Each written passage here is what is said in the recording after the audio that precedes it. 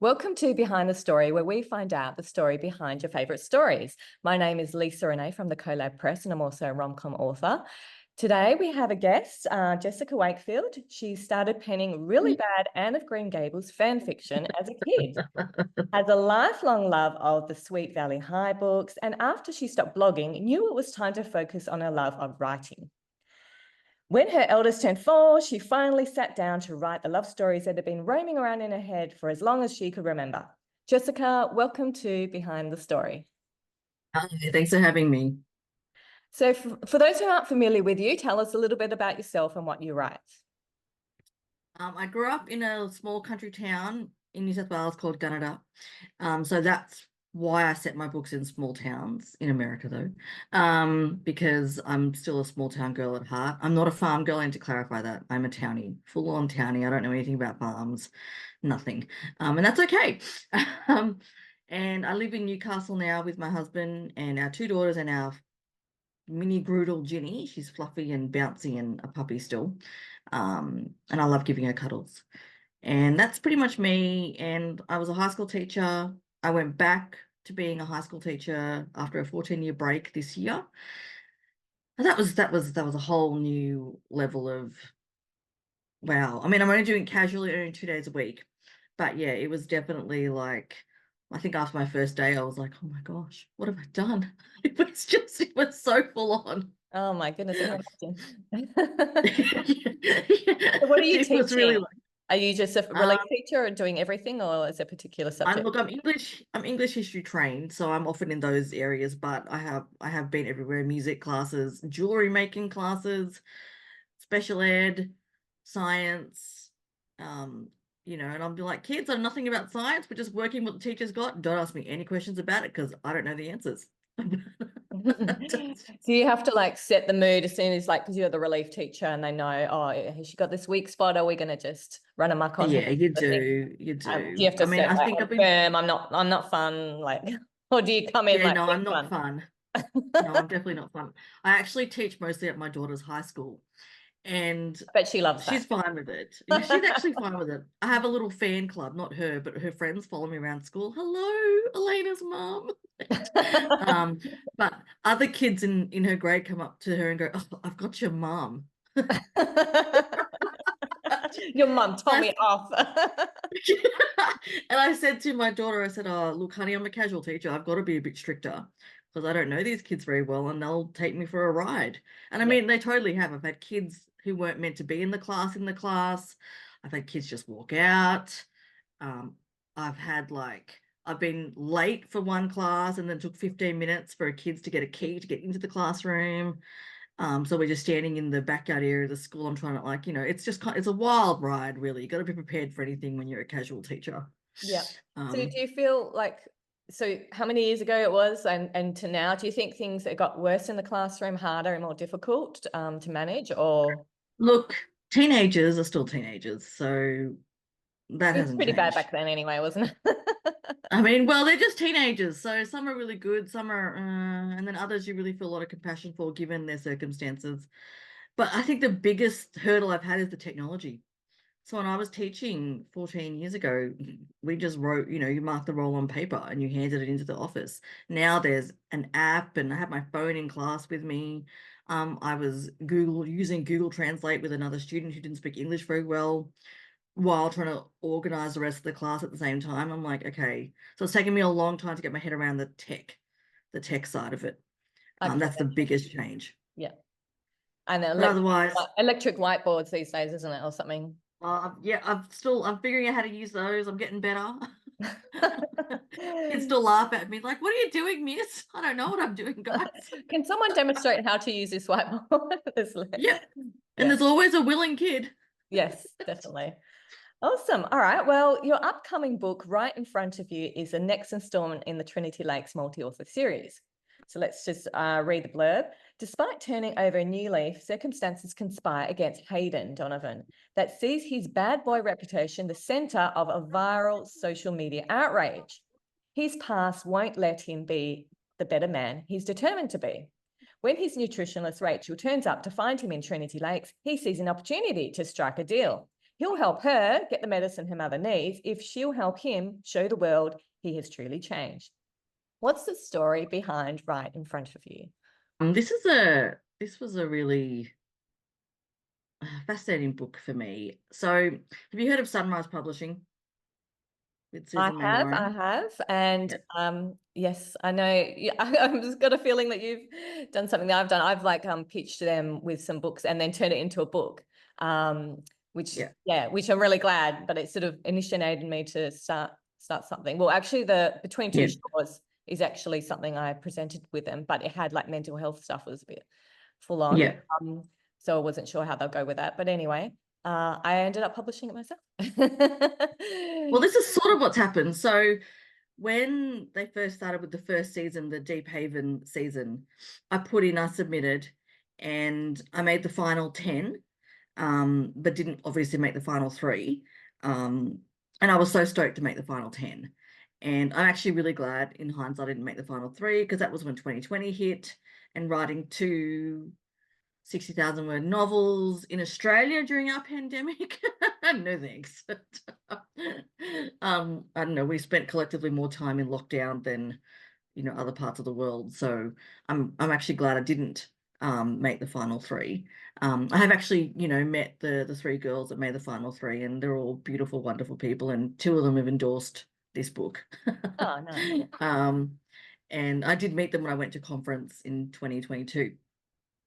But yeah, so then my mentor, Candace Calvert, after I didn't make the final three, she said, well, why don't you just write it? So I actually had it set in my own lake town, and I wrote it, and I kind of just left it and went, right, I finished the first draft. It was really bad. I knew there was a lot of stuff wrong with it. I didn't know what to do with it. So I just left it. Said I'll come back to it one day. And then I got asked, April last year, to join Trinity Lakes. And I'm like, well, I can just change lake towns. It's not a big deal. So I changed lake towns, and I had to rewrite the book in about, it took me about maybe 6 weeks to rewrite a good 80% of the book. And it was a complete rewrite. I think I kept like maybe 4 scenes, and even those 4 scenes were chopped heavily. Yeah. Can I Um, ask why you but had to yeah, rewrite so much? What it was was the so reason? bad. It was just It the was first time you weren't happy with it. Yeah. No, it was Is that just your not first good. novel, full novel you've written, or have you've had other No, manuscripts? no, I have another 90,000 word one. It's actually being released next year. That I've rewritten as well, but that's in a fairly good state, so it doesn't need hopefully as much work. I'm someone who seems to write whenever, like, there are authors who write a draft and doesn't need that much rewriting. No, mine tend to need rewriting. I think I just have to accept that's part of my journey so far. um, but yeah, so it just needed a lot of work, and I got a developmental edit as well, just because I needed someone who'd never seen it to just fix it. And that was Betsy St. Amant Haddocks.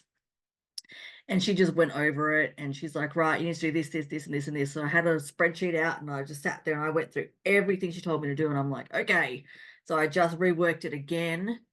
So that it wasn't a rewrite, but it felt like a rewrite with just the effort I had to put in there. I actually thought the book was going to kill me at one point. I'm like, I'm never, and I still wasn't happy with it. I'm like, oh my gosh, this is so, oh. But anyway, it turns out people really like it. So it's funny With the how, first one that you're going to publish, it is, really important to get it right. And it does a lot of rewrites. I know my first book was 18 months. And even now, like I've released, I don't know how many titles since, like 12 titles or something, and plus another pen name. And now I've just pulled that first book completely down. And I'm just like, we're re-releasing my third book so yeah, pulled the first two down. And even though, they were successful in their time and, earn money and all that kind of stuff. yeah, But yeah, it takes a lot to rewrite. I don't know, people really know how much authors, when they first start out, no. first book, or sometimes they never publish the first book they've Oh, written. my first book, it's sitting in a file that may never, ever, ever see the light of day. It was not good. And that was 14 years ago, my very first book. No, Yeah. I So don't that's know. not getting published. And then is the 90,000 one that you're publishing next year or whatever, is your second book fully written, or? It'll be probably the second book I wrote. Yeah. I wrote that in 2014. And Wow. I mean, I love this book that I've written just now, right in front of you. And I love this other book too. But yeah, so it's just, I haven't written heaps of, like, I'm not one of those authors that wrote a lot before publishing. I don't have a lot of stuff filed away in my computer that I can just, pull Yeah. out and, because I mean, I had a 6 year and a half age gap between my kids. So when I was starting to write, I was pregnant and my eldest was in kindergarten. So we kind of started all over again. So I had like a big gap between able to write well. Um, anyway, but that's all right. Awesome. So let's introduce us to the main character, Rachel. What are her strengths and quirks? Rachel is stubborn. I like Rachel. Um, she is half Filipino, which I am, and Rachel is not like me, just to clarify. She has a lot of things roughly in common with me, mostly emotional ranting and arm waving when you're emotionally ranting. But she's really stubborn and she's cheeky and she's she's got I'll say she's got a mouth on her, but not in a bad way, but she's just really blunt and she's sassy. She's sassy and she's, doesn't let anyone walk all over her. I like And her. I don't know Already. I like her too. I had to work really hard to make her likable. She wasn't likable at the Oh, beginning. yes. Yes, I I know spent a about long time fine-tuning her to make her likable. that. And I don't know, she doesn't have a lot of quirks. I guess she loves funky earrings, and there's lots of scenes where she's playing with an earring or something, Mhm. and she likes specific types of earrings, and because she's short, she wears heels all the time. Um, yeah, so she's not particularly quirky, but she's definitely her own person. Yeah. Um, Sounds like you've filled her out and made her like a realistic character, yes. extra things. So that's nice. Okay. Right in front of you is a friend to more, ex-NFL player, small town contemporary Christian romance. What was your favorite scene to write? There's actually a lot of scenes in this book I liked. One of my favorite secondary characters, only three secondary characters actually. There's Leah from your book. Yay, Leah. Um, it's actually worked out really well tying Leah into the story with the organics store, and it was actually really fun writing their scenes. I hope I did Leah justice. Yes. um, and I really did enjoy those scenes. My favorite and secondary characters, actually, to be honest, really Willis, which is Hayden's grandfather. I really like him, but I really like Estrella, which is Rachel's mum. And they've all got something unique, and they all bring, extra roundness to the book. But I guess my favorite scene is probably the 4th of July fireworks kissing scene. It was good. Ah, It was a really fun, and I didn't quite I think the know. kissing scene's always the favorite. It's like build up, build up, build up. Finally, Yes, they yes. get And you as together. an author are like, because I work chronologically. That's how I do. I don't write scenes here and there. I go straight from the beginning all the way to the end. So by the time I get to the consent, I'm like, oh, I've been waiting for this now for like 25,000 words. Come on. This better be good. So I'm going to make this good. I'm going to draw this out. but I liked how that scene actually played out. And I don't think I had fully planned it for when the fireworks hit, but it kind of just worked out that way, and it was something I was like, oh, I really like how this is turning out. Because I think I had in my head they'd kiss at a different point, and sometimes you just go with the flow and go, nah, that one isn't working. Let's go with where the story goes. So yeah, I really enjoyed the book overall. Actually was now that I've finished writing it and I'm no longer like, in the middle of it all, I'm like, I really like my book. I hope readers like it too. I'm sure they will. And we have a good review here. On Goodreads, Megan says, Jessica Wakefield cleverly puts these lovable, emotionally blind characters through the ringer by giving them very good reasons that they must stay in each other's orbit. What is the biggest thing keeping Rachel and Hayden working together? What's keeping them together? The biggest thing that's keeping them together is his foundation called Make It Right. And because they're friends, they're like, this isn't your typical friends to more story where they've been friends for 10 years or anything like that. they have a professional relationship and they are friends within that, but it's a professional relationship. And Hayden has a crush on her, but it's well known that, she doesn't date. One, she doesn't date clients, and she certainly does not date NFL players, former or current. And so he'll never tell her. That's sort of where it sort of stands. And of course, Rachel's like, no, I'm never going to like someone like Hayden, because her dad was a NFL player and he's a beat up, kind of washed out guy who left the family. So, she's got a real chip in her shoulder. But Rachel's mum suffers from type 1 diabetes. And, in the US, accessing medications is not cheap. And I found quite a few articles from The Guardian about how people are rationing their diabetes medication, or skipping it to pay the electricity bill, all this kind of thing. So that was kind of what almost inspired the book as well, just looking at these articles going, oh my gosh. And so what keeps them together is that she needs the foundation to provide the medicine for her mum, because her mother was rationing it and was landing herself in hospital, and it was really bad. So that's what's keeping them together. But what's keeping them apart at the same time is Rachel's prejudice about NFL players, even though she works with them. It's kind of hilarious. And he needs Rachel to help fix his social media disaster, which you see in the opening chapter. And so they kind of need each other to sort of sort themselves out, and in the process and all that, they fall in love, because this is a romance book, and this is why we read them. And we know they're going to fall in love, so that's why we're reading them. That's right. We want the happily ever after. We want to feel good story. Yes, we don't want too much angst. A little bit of angst of pulling them apart, but we know they're going to get together. Yeah, that's right. All right. So forgiveness is mentioned in another review. How did this theme affect you as you were writing it? Not really. I mean, forgiveness is such a big issue, and everyone has to bump up against it multiple times in their life. Whether it's parents, siblings, friends, bosses, and those levels of forgiveness sometimes are really easy to forgive and sometimes they're really hard.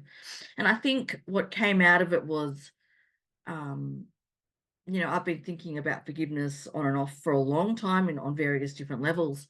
And there's this idea that forgiveness is just you forgive them and then you let that person, do whatever they want again. Well, it's not actually true. When you forgive someone, you are, what's the word I'm after? You're pulling, you're releasing them, right? And God, Jesus commands us to forgive as he forgave us, right? So it's a command. You got to do it. And it's hard, and it's very counter to our world today. So counter to our world today. But there's something her mum, Estrella, says to Rachel, forgiveness doesn't mean I just let her dad back into their life. She says he's got to earn it. He's got to show over time that his behavior has actually changed, because when you forgive someone, you're letting go of their hurt on you, and not allowing them to hurt you anymore. That doesn't include, letting them continue to abuse you or whatever's going on. So there is, I guess I wanted to just highlight some of those subtle differences between what people think forgiveness is and what it actually is. And it's a process. Yeah. It's not like, I was once asked by someone, have you forgiven them once and for all? And in some cases, that's what you can do. In other cases, you have to give someone every day. Mm-hmm. And it looks different and it feels different for different people. But yeah, so I guess that's kind of, I said it didn't really affect me much or anything like that, but I guess it's just, I guess I want to just highlight there's a bit more depth to forgiveness than what we assume. Yeah. And like you're saying, it's a lifetime journey of things cropping up in different people or whatever. And I think even people need to forgive themselves. Absolutely. And, we make mistakes or, whatever, we allowed or enable something to happen. And that can be a continuous thing of something coming up. We condemn ourselves probably more than we condemn other people. You're so right. You're so right. And that's good point about her mother, putting that boundary that, her ex-husband or husband or whatever needs to change and show, proof, that there's been changes and that kind of stuff. And then I think that's a thing with Christian women, or even like Christian men maybe, but it's like, oh, well, I have to forgive, I have to submit and all that kind of stuff, but they're actually enabling abuse, whether that level of abuse, could be Yes. minor or major. So Yes, yeah, that's it's right. definitely something, forgiveness doesn't mean it's just, someone walk all over you. It is, you can still put safety and boundaries and Yes. require, respect and Yes, yep, treated right. And yep, and yep. that's definitely fine and needed. Okay, so is there something Rachel, by the time of the end of the book, would have liked to tell herself at the beginning of the book? Is there something that she would have liked to know? I had to think about that one for a little bit. I would probably just tell Rachel that change is inevitable, sweetheart. It's going to happen, and it's better if you kind of roll with it rather than fight it. Yep, definitely. Okay, so just for our viewers out there, a midpoint question: what is something you would like to have told your younger self? So whether Gosh. you want to tell us that, but that's just for our viewers.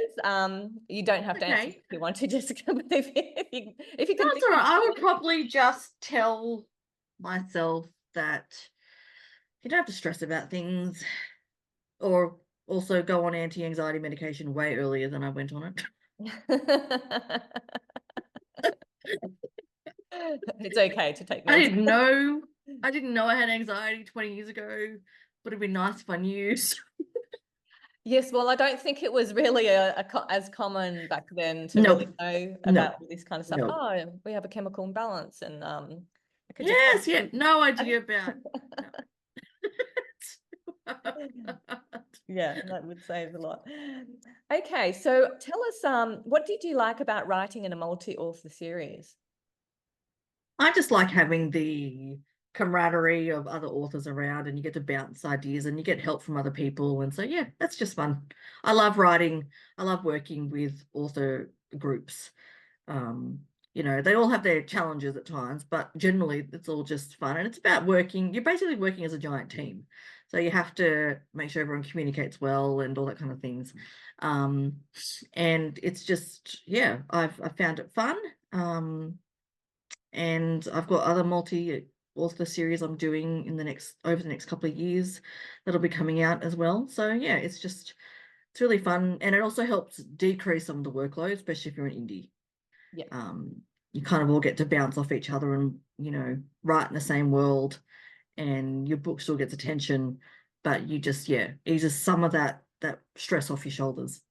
Yeah, I think definitely as a debut, it would be great to be in the multi-author series because you've got that all the other authors promoting. There's a platform that the Yes. series people have grown to love. They're waiting for the Yes. book, and Yeah. it builds that momentum. So, and they can help you with all the new things with self-publishing. I know some of the Yeah, that's right. authors Yep. is like, oh, how do I do this and how do I upload? Because there is so much Yes. to Yep. learn. So Yes, and I'm still learning it all, but yes. yeah, and it'll be so much easier next time. Trust me. Okay, so what actually led you to writing in the first place? Look, I've always done writing. I've always liked writing. As I said, I wrote really bad Anne of Green Gables fan fiction. Let's face it, it was Anne of Green Gables fan fiction poetry. I can still remember the exercise books. I was in love with Gilbert and Anne. Um, and I took creative writing courses at uni and did quite well in them. Um, I didn't know what I wanted to write. I think that was the main thing. I didn't know what I wanted to write. And it wasn't until 2009 when I picked up Sweetwater Gap by Denise Hunter. And I read that and I was like, oh my gosh, I didn't know Christian romance was a thing. I am sold. This is what I want to write. So it was like this big moment. And that is like Sweetwater Gap I think is still my favorite book. I don't know, I own 2 paperback copies and an ebook copy, and I don't know, I've lost count of the amount of times I've read them, completely lost count. But yeah, so that was probably the game changer. So that's I kind of, got involved in that, and I had a blog with my sister, the Book Review Sisters, for a few years. And that was doing really well. And also, but I just, I wanted to write books instead of review them. And I was honestly getting more cynical How with did the my blog, reviews. because I know with blogging, it was a really big thing. Yes, it And was, yeah. now it's not if you're starting new, but how did you think it phased out even though you had a successful blog or? Oh, look, it phased out fairly well. We weren't getting quite like we were actually hitting that point where we had some publishers coming to us to start, can you review this book? So we were getting the traction we needed. But I think both of us would just know it's time to move on to other things. So we just, we had it up for a while and, the reviews and things. But yeah, I mean, other reviewers, bloggers were still blogging at the time. But yeah, it definitely has like, faded Yeah. in terms of blogging. I don't know anyone who blogs much anymore. Yeah. It's all video. Yes. Um, That's all right. Put your review on a video. Pretty much, yep. So what's your favorite thing to do when you aren't writing? Oh, honestly, at the moment, I'm not doing a lot outside of teaching and writing. My favorite thing to do right now is to sit there and watch a TV show. I'm very insular at the moment. I just finished watching Rizzoli and Isles. It's really funny. Most of the TV shows I've watched are all crime shows like Castle, Bones, Rizzoli and Isles. And I think it's hilarious because I write straight romance, but everything I watch is romantic crime drama, really. Do you think you'll ever like start writing something like that, or maybe a bit of suspense, romantic? I do think I will. I don't know when yet, but I've had a couple of suspense book ideas in my head. So maybe, but I'm not ready for that yet. I'm quite happy just running around in contemporary romance only. But yeah, I do think I will. I do think so, but we'll see what happens. Yeah, great. Okay, so let's just a quirky question. You just won a lifetime supply of the last thing you purchased. What is it? Cheese and bacon rolls from Baker's Delight. Oh my goodness. Cool. And what is something people might be surprised to learn about you? There's a couple of things. One, that I'm half Filipino because I don't look it. I get regularly mistaken for Latina. Um, I do have Spanish in me as well, but I am basically half Filipino, and that I was born a micro preemie, which means I was born in the 24th week of my mum's pregnancy. So Wow. if you're born 24 weeks and before, it's called micro preemie. After 25 weeks, you're just a preemie. So, so I Okay. weighed a pound and a half, which is like 750 grams or something like that. I Wow. fit in the palm of my dad's hand. Wow. And so my birthday, September 1st, my due date was December 17th. Oh my goodness. Wow. Yeah, when you look at it like that, yeah, it's pretty crazy. Um, and and I had a nurse who basically advocated for me because back in the 80s in a small country town, babies born that early don't survive. That was just the belief and the understanding because they don't even try, essentially. But this beautiful nurse, she advocated for me and she tried and she tried. And eventually, after a couple of hours, I'm still kicking and I'm in a humidity crib all wrapped up and warm. They called Sydney and Sydney was like, no, we could do something. So they flew me to Sydney and I spent the next 3 months in Sydney. And my parents would drive the 6 hours every weekend to see me with my big sister.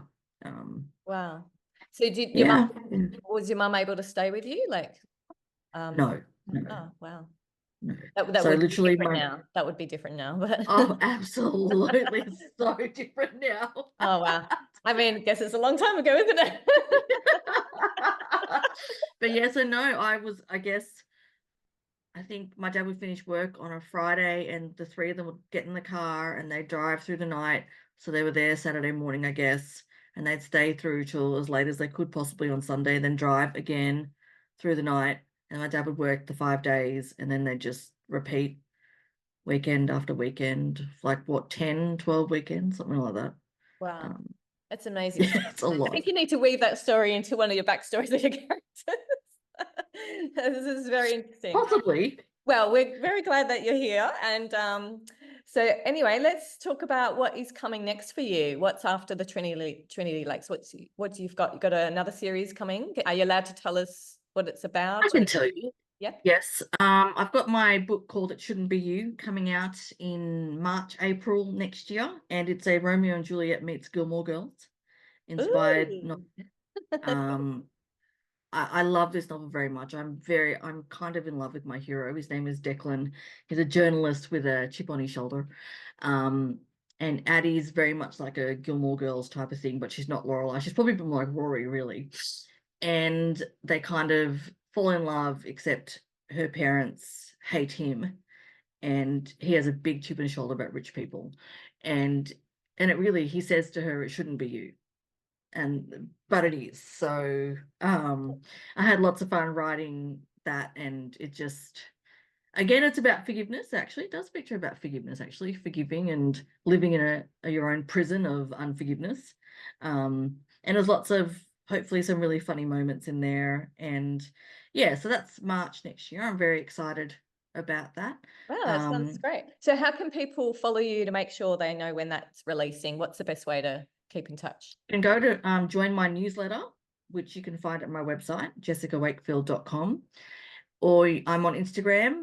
The most is where you can find lots. Follow me on Instagram. I think I want to say Jess Wakefield 83, but I'm actually not Oh, quite certain. that might be hard one. We'll go to your website and then click on the Instagram maybe. Yeah, go to my website, jessicawakefield.com, and that'll take you to wherever you need to go.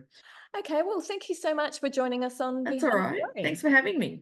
Well, thanks again for tuning in and watching Behind the Story with us and discovering new authors. If you would like some freebies, we've got, I believe Jessica Wakefield has something on her website that you can sign up to. Also, I have a free rom-com novella called Fake Engagement Mistake, so I'll have the link below. Naomi Craig, my co-host, she has a historical fiction set in Bible times on Desolate Heights. So if you like something a bit more gritty, we will have naomicraig.com is where you can go. The links will be in the show notes. Jessica is offering a giveaway ebook for her new release. We will have a link for the King Sumo, and you can be in the draw for that. Thanks again for joining us on Behind the Story. Goodbye.